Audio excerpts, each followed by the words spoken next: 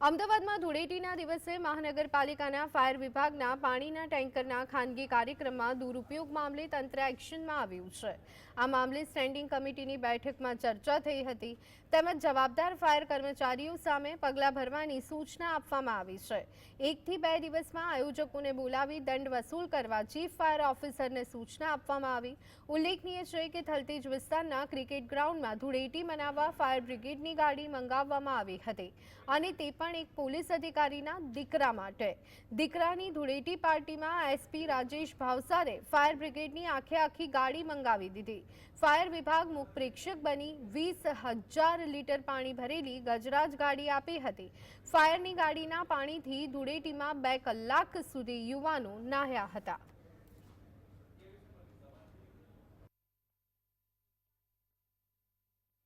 ધૂળેટીના દિવસે જે ગજરાજનો દુરુપયોગ કરવામાં આવ્યો હતો એના આધારે આજની ચર્ચા કરવામાં આવી હતી।